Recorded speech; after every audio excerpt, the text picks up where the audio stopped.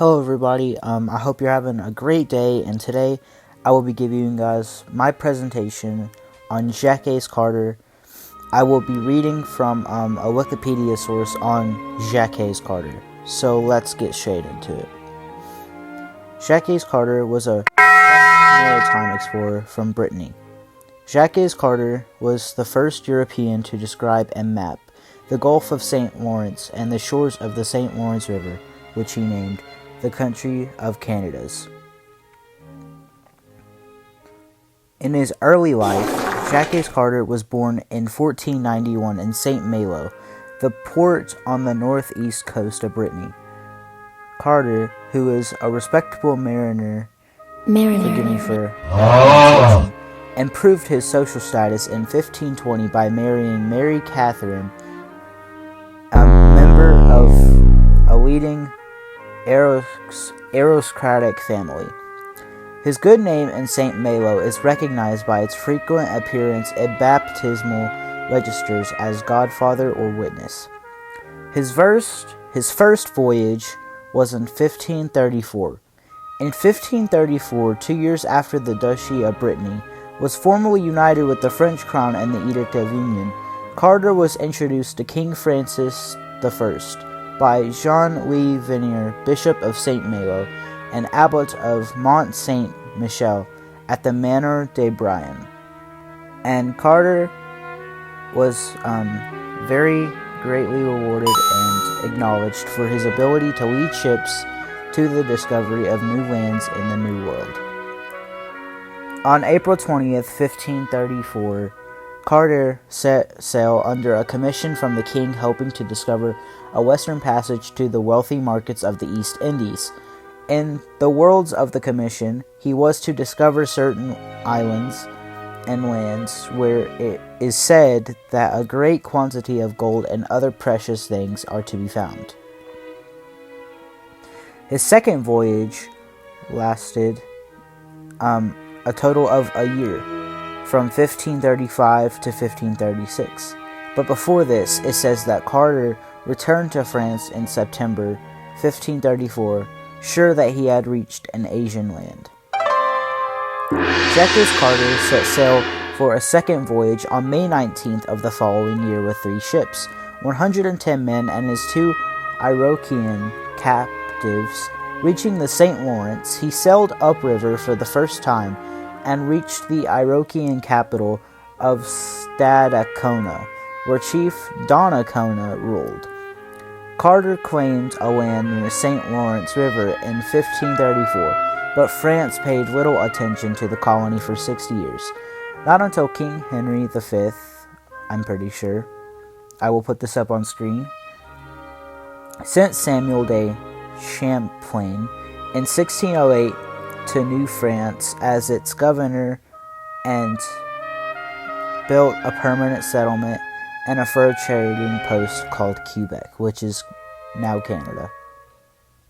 Cartier left his main ships in a harbor close to Stadacona and used his smallest ship to continue on to Hochelaga, New Montreal, arriving on October 2nd, 1535.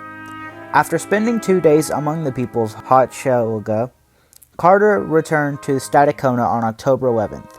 It is not known exactly when he decided to spend the winter of 1535 to 1536 in Stadacona, and it was by then too late to return to France. Cartier and his men prepared for the winter by strengthening their fort, stacking firewood, and salting down game and fish. Ready to return to France in early May 1536, Cartier decided to kidnap Chief Donnacona and take him to France so that he might personally tell the tale of a country further north called the Kingdom of Saguenay, something along the lines of that, said to be full of gold, rubies, and other treasures.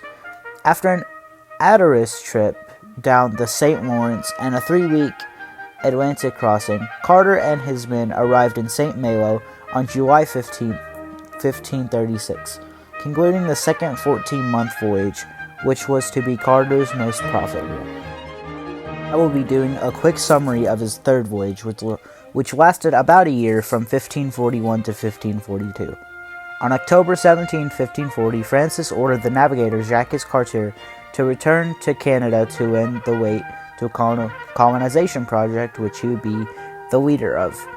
On May 23, 1541, Carter departed St. Malo on his third voyage with 5 ships. Anchoring at Stadacona, Carter again met the Iroquois, but found their show of joy and their numbers worrisome and decided not to build a settlement there.